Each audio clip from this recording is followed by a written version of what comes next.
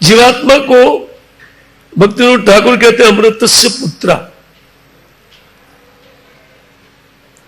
वह अमृतमय भगवान श्री कृष्ण के अंश होने के कारण तो वे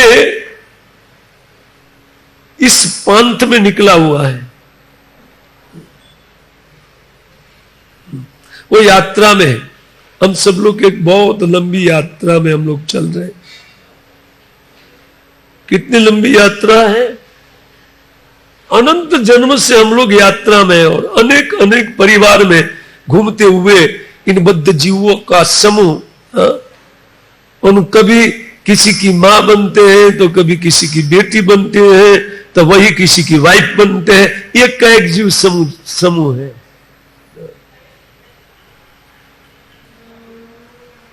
गत जन्म में कोई मां हो सकती है, इस जन्म में वाइफ हो सकती है, कोई ठिकाना नहीं है, कोई ठिकाना नहीं। इसलिए कहते गृहेषु कुट धर्मेषु। ये जो घर गृहस्थी है ना, वो कपट धर्म है। तो कपट धर्म में कपट पूर्वक रहे, भगवान शिक्षा देते हैं। जब आपके साथ सब लोग कपट करते हैं तो आप क्यों ऑनेस्ट रहेंगे उनके प्रति? आप भी एक कपट चालू करें। जैसे हम लोग अनेक जन्म से भगवान के साथ एक कपटपूर्ण व्यवहार करते हैं, होता है ना। आते हैं भगवान, ठीक आते हैं क्योंकि अभी ऑफिस जाना है, फिर हो सकता है कि एक हफ्ते तक ना आए, भगवान वेट करते, वो आने के लिए बोल करके गया है, वो अभी दिखाई नहीं दे रहा है, तब कपट आचरण करते हैं। उसी प्रकार घर में रहना चाहिए। क्यों? क्योंकि ये जो संग है वो तो थोड़े काल के लिए है। जैसे कोई प्याऊ पर रागी रुकते हैं, बटे मार्गू रुकते हैं और पानी पीना, कुछ खान पान करके फिर अपने अपने रास्ते सब लोग चले जाते हैं। ऐसे एक कुटुंब में, एक परिवार में सब जीवात्मा अपने कर्मों के कारण थोड़ी सपनों निद्रा अनुभव था। जिस प्रकार निद्रा जब तक होती है तब तक ही स्वप्न चालू होता है, जगने पर वो स्वप्न खत्म होता है। उसी प्रकार ये शरीर की समाप्ति पर यह संबंध भी खत्म हवा होता है। लेकिन एक नित्य संबंध जो हमारा भगवान के साथ है वो कभी खत्म होने वाला नहीं है। और जब तक उनकी अवहेलना करके हम संसार में जितने भी संबंध, गहरा संबंध बांधे, लेकिन उससे हमारा स्वार्थ सिद्ध होने वाला नहीं है। स्वार्थ क्या है? क्यों व्यक्ति ग्रस्त होता है? उनको सुख चाहिए, घर गृहस्थी में एक मिल करके रहे और सुख प्राप्त करे। लेकिन सुख तो भूल जाइए, उल्टा दुख प्राप्त होता है कि? इससे सुख तो कभी मिलेगा नहीं, क्योंकि तो सपने वाला है ना। उदाहरण अच्छा दिया, कहते अनुदेहम वियंते सपनों। सपन टूटने तक ही व्यक्ति का लेन देन रहता है, स्वप्न वाला लेन देन। उसी प्रकार ये एक स्वप्न है। हम सब लोग ना एक स्वप्न में पड़े हुए हैं, और ये नहीं कि स्वप्न टूटने पर हम लोग जग जाएंगे, नहीं, एक दूसरे स्वप्न में चले जाते हैं ना। और ये कृष्ण भावनामृत संघ प्रभुपाद जी ने व्यक्ति को जागृत करने के लिए दिया है। कोई भी आश्रम में रहे, लेकिन उनको चाहिए कि वो जग करके रहे, निद्रा में नहीं। हम लोग माया की निद्रा में पड़े हुए, ये माया की निद्रा है। अपना वास्तविक संबंधी को भूल करके एक सपन में हम लोग एक दूसरे के साथ संबंध जोड़ते हैं। जो कि सबका संबंध एक ही व्यक्ति के साथ है, वो है कृष्ण। लेकिन हम परस्पर संबंध जोड़ते हैं सुखी होने के लिए। लेकिन कोई व्यक्ति जब तक ये सपना में रहता है तब तक सुखी नहीं हो सकता है। जैसे कोई व्यक्ति गर्मी के दिन में पानी भर के रखता है, भाई रात्रि में जगने पर अगर प्यास लग गया, गला सूख रहा है तो फिर पी ले। तो वे व्यक्ति सपना देखता है, प्यास लगती है, बाल्टी का बाल्टी पानी पी रहे, लेकिन प्यास बुझती ऐसा ही होता है, किसी की प्यास बुझती नहीं, क्योंकि सपने में है ना, ये स्वप्न है। अगर कोई उठा करके लोटा हाथ में थमा दे, ये लो दुखी मत हो, तो श्रील प्रभुपाद महाराज लोटा लेकर के आए है ना, जगाते हैं और ये कृष्ण रस का पान कराते हैं।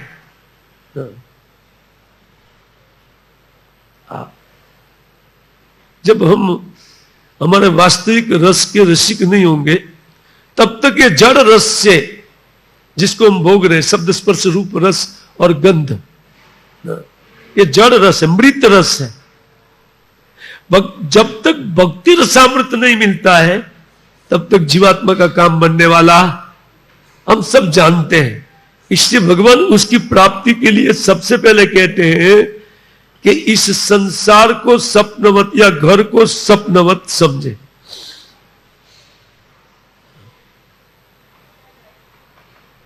क्योंकि स्वप्न आया हुआ है, तो तब स्वप्न का पता चलेगा जब जागृत अवस्था वाले व्यक्तियों की संगति हम करेंगे ना, तब। इसलिए व्यक्ति को यह 8 दिन में एक बार से काम नहीं चलेगा। निश्चित आप जागृत व्यक्तियों के संग के लिए आते हैं और यहां जगाया जाता है सबको कि आप ये देह नहीं है, आप आत्मा हो, और आत्मा का श्री कृष्ण के साथ क्या संबंध है, ये सब बताया जाता है। तो जागृत करने की चेष्टा की जाती है, लेकिन 6 दिन सोते रहे और संडे संडे आते रहे तो इससे हमारा काम बनने वाला नहीं। इसलिए सपना ही अच्छा लगेगा, वो एक दिन वाला अच्छा नहीं लगता है। इसमें जो सपने में अभी हमें रस आता है वैसा रस उत्पन्न करना चाहिए, वैसा रस का अनुभव करना चाहिए। और परम रसिक शेखर कुंज बिहारी यहां खड़े हैं, वो तुरंत वेलकम करेंगे आपका, आइए कोई बात नहीं। मैं तो खोज रहा था कि पुणे में कोई रसिक मिले, इसलिए खड़ा रहता हूं राधा रानी के साथ। उन्होंने राधा जी की कृपा से कोई आकर के मुझे प्रेम करना चालू करे। लेकिन प्राय हम लोग स्वप्न में रहना पसंद करते हैं।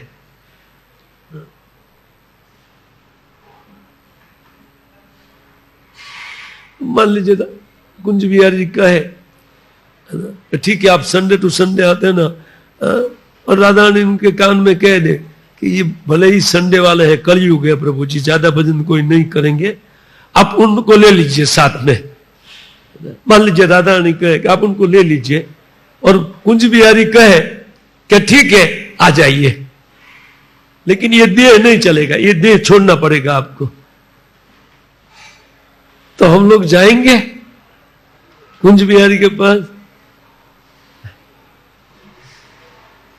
कोई कहेंगे नहीं अभी हमारा विवाह बाकी है, और कोई कहेंगे नहीं घर का एक काम बाकी है, और मुझे फलानी जगह जाना था, ये काम करना था। प्रभु बाद में आएंगे, एक भी नहीं जाएंगे, एक भी ना, सब उठ खड़े होकर के सपने में जाना चाहेंगे। ये सपना है।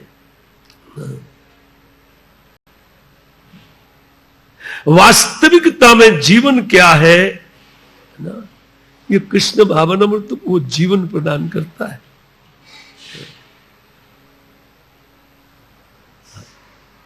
हम सत्संग में जितनी देर बैठते हैं तो वो हमारा सत्संग का 1 मिनट ब्रह्मा का 1 कल्प तक का लंबा आयुष करता है। प्रमाण बता देता हूं मैं शास्त्र से। 1 मिनट सत्संग और 1 कल्प का आयुष्य।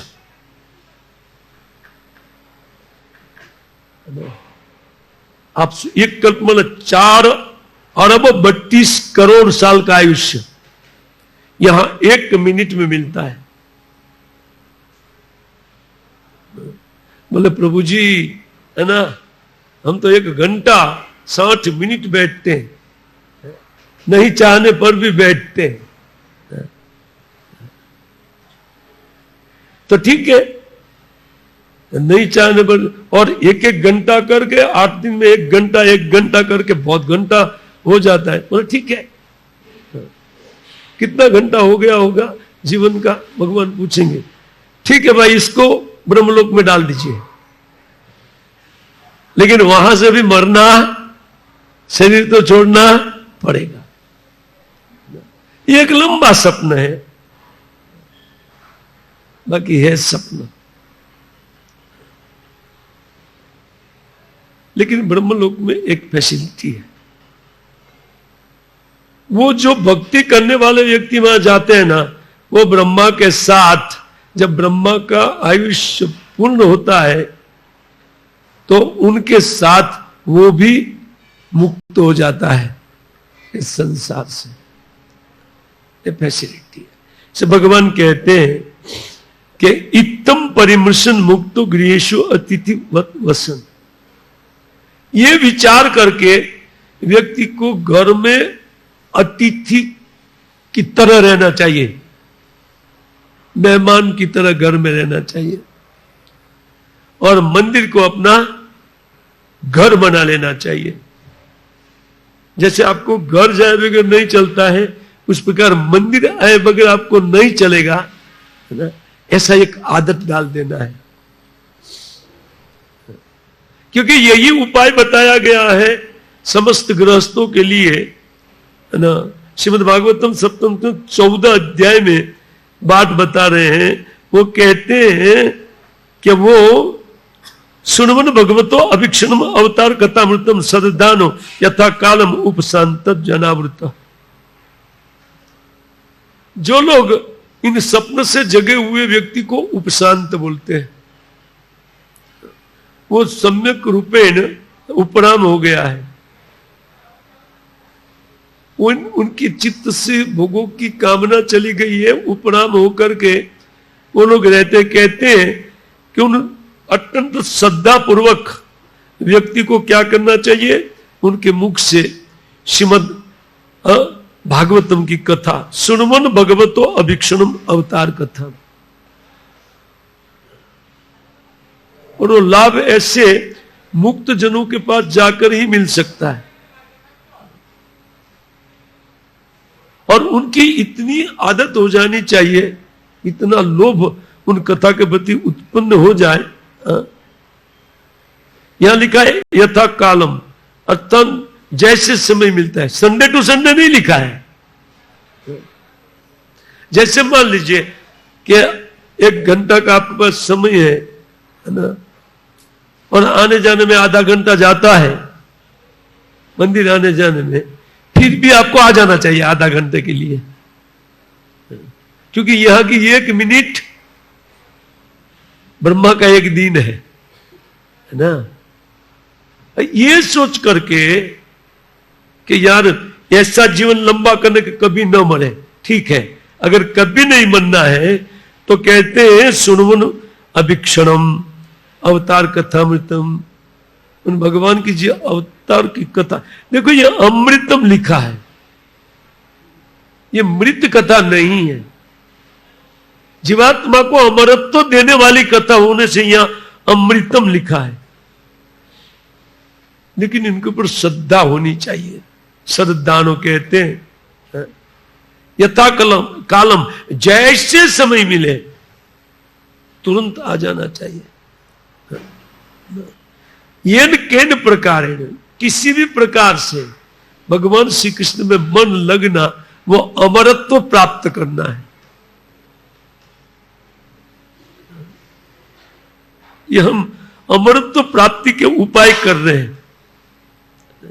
इसलिए व्यक्ति को 1000 काम संसार का बिगाड़ करके एक सत्संग सुधार लेना चाहिए, है ना। 1000 काम बिगड़े कोई बात नहीं, क्योंकि वो वैसे ही बिगड़ा हुआ है, उसमें हमारी बुद्धि बिगड़ जाएगी, है ना। जैसे कोई व्यक्ति धंधा लगे कि कोयला को धोना है, थोड़ा साफ करे, तो कोयला कभी साफ होगा क्या और काला लगेगा? ये संसार है ना। इसीलिए सनक भी लगना बहुत अच्छा है ना। चस्का, सनक को या चस्का कहते हैं, और संस्कृत शब्द में सन के माने धीरे धीरे, सनई सनई, है ना, धीरे धीरे। कहते संगम आत्म जाया आत्मज आदिशु। जिसको सत्संग लगता है ना, उनको घर का चस्का कम होने लगता है, ये कह रहे हैं। आत्मज पुत्र, जाया पत्नी, है ना, यह बताया गया है।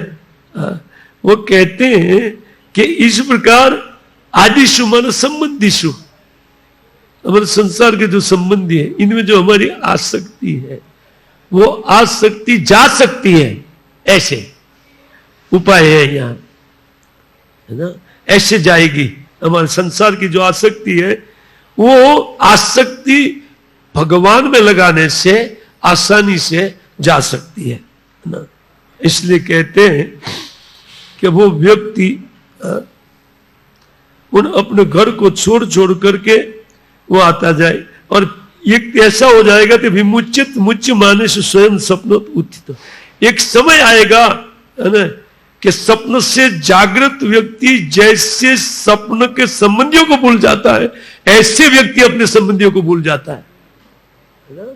ये पावर है कृष्ण कथा का, या साधुओं की संगति में बैठने का। ये कौन नहीं चाहता है? सब चाहते हैं कि दुखमय संसार है, लेकिन एक लत लगी हुई है। जैसे कोई पियक्कड़ को लत लग जाती है ना, पिए बगैर नहीं, वो जानते हैं ये पीना हमारे लिए परम दुख है, लेकिन जानते हुए भी पीते रहते हैं। पीते रहे कि नहीं? पीते रहते हैं। ऐसे ही हमारी एक आदत है। व्यक्ति को चाहिए कि ये बुरी आदतें छोड़े, है ना। इसके लिए भगवान कहते हैं कि यावद अर्थम उपासिनो देह गेह पंडिता। व्यक्ति को घर में और देह में पंडिताई दिखानी चाहिए। बाहर पंडित बनने की जरूरत नहीं है, घर में पंडित बनो। क्या पंडिताई है? पंडित माने विद्वान। विद्वान व्यक्ति ये सोचे कि ये घर में मुझे कितना काल रहना है। इसमें कई लोग हैं जो 50 के बाहर है, उनको कितना काल रहना है? 25 साल, है ना। तो इसको सपना समझना चाहिए कि नहीं, अब 25 साल में टूटने वाला है। ऐसे बीच में भी टूट जाता है, 25 साल में भी टूट जाएगा, ये तो टूटने में देर नहीं लगेगी। लेकिन भगवान के साथ संबंध कभी जीव चाहते हुए भी तोड़ नहीं सकता है। और जब तक भगवान के लिए नहीं रोएंगे, तब तक संसार हमको रुलाने वाला है। रोना ही पड़ेगा, बस लाभ होगा रोना, और कुछ नहीं। यह नहीं मिला, वह नहीं मिला, मार्केट खराब है, ऊपर से पता नहीं क्या क्या आने वाला है भविष्य में, नाना प्रकार की चिंता, है ना। अनेक प्रकार की चिंता है। एक उदाहरण दिया गया ऐसा, हाँ जाना है आपको शाश्वत जीवन और परमानंद। हाँ, कभी नहीं मरना है, और परमानंद, कभी भी समाप्त नहीं होने वाला आनंद। डिमांड है कि नहीं आप लोग की? डिमांड है कि नहीं प्रभु जी? आपको पूछ रहा हूं, है ना? कभी न समाप्त होने वाला सुख है कि नहीं? थोड़ा थोड़ा नहीं चलता है, थोड़ा थोड़ा कभी, और मरना तो नहीं है ना। ये दोनों डिमांड यहां पूरी होती है। इसलिए वो सपन वाला जीवन एक सपन समझ करके छोड़ देना चाहिए, अर्थात उनको भूले रहना चाहिए। रहे घर गृहस्थी में, लेकिन मन कहां रहना चाहिए? मन रहे मंदिर में, शरीर रहे घर में। जैसे अभी यहां आते तो शरीर होता है यहां, मन होता है घर में। इसको उल्टा कर दीजिए बस, और ज्यादा कुछ करना नहीं है ना। तो ट्रेनिंग तो है, पहले से ट्रेंड है, हम लोग बहुत एक्सपर्ट है इसमें ना। तो बस उल्टा बस आसक्ति कर लीजिए, मंदिर में आसक्त हो जाए बस। इसको कहते पंडित, यावद अर्थम उपासिनो देह गेहश्च।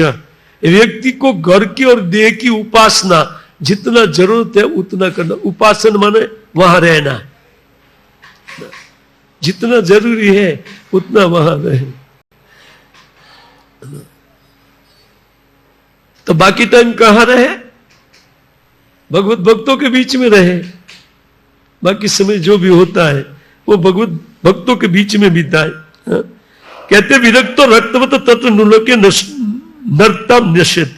इस मनुष्य जीवन व्यक्ति को कहते इस प्रकार बिताना चाहिए। नश्यत का अर्थ बिताना, नाश होता है ना, हमारा दिनानुदिन नाश हो रहा है। तो कहते विरक्तो रक्तवत तत्र, विरक्त रहते हुए घर में रहे, आसक्ति कृष्ण में उत्पन्न कर ले साधु संगति के द्वारा, तो नृलोक नरतम नश्यत। एक मनुष्य लोक में व्यक्ति को इस प्रकार मनुष्य जीवन का काल बिता देना चाहिए। अभी स्थूल जगत हमको दिखाई पड़ रहा है, लेकिन ये स्वप्न है। क्योंकि जैसे हम शरीर छूटेगा सब कुछ छूट जाएगा, कुछ तो रहने वाला नहीं है। एक स्वप्न है, एक 5 मिनट का है और एक 100 साल का है दोनों स्वप्न। क्योंकि जीव नित्य है, जीव की नित्यता के सामने क्या वैल्यू रखता है? 100 साल नित्य है, उनका कभी मृत्यु है ही नहीं। हमारा मरण नहीं है, देह का मरण है। देह छोड़ने को मृत्यु बोलते हैं, और देह प्राप्त होता है उनको जन्म बोलते हैं, है ना? इन इंद्रियों के साथ संगात ये शरीर जो होता है, तो वो जब मिलता है तो जन्म बोलते हैं। बाकी जीवात्मा का जन्म नहीं है भगवान की तरह, वो शाश्वत वस्तु है। तो नित्य वस्तु वो 100 साल क्या वैल्यू है उनके सामने। इसलिए व्यक्ति 100 साल के बाद भी मरना, और कितना भी कष्ट है शरीर में, फिर भी वो बोलता है कि नहीं, मरना नहीं है इस शरीर में। हम भी सोचते हैं हमारा संबंधी बने रहे, मरे नहीं।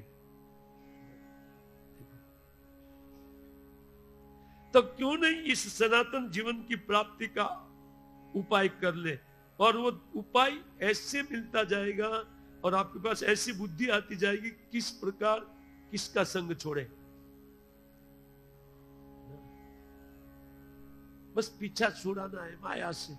और माया क्या है? यही माया है। ये घर मेरा है और मैं घर वालों का हूं, यही माया, यही ममता है। इसीलिए व्यक्ति को हरि कथा श्रवण करना चाहिए। भगवान यही बात बता रहे, अगर ठीक वस्तु, कहते हैं आत्मा च कर्मा अनुसेन विद्युय मत भक्ति योगेन भजति अथो माम। वो कहते हैं कि इसी प्रकार मेरी भक्ति करते हुए जीवात्मा का जो दुराशय कर्मा अनुशय जो है, एक चित्त में कर्म की आसक्ति पड़ी है, संसार आसक्ति के साथ उन संसार भोग के लिए कुछ कर्म करते हैं हम लोग, इन जो कर्माशय है विधुय, वो धुलता जाता है।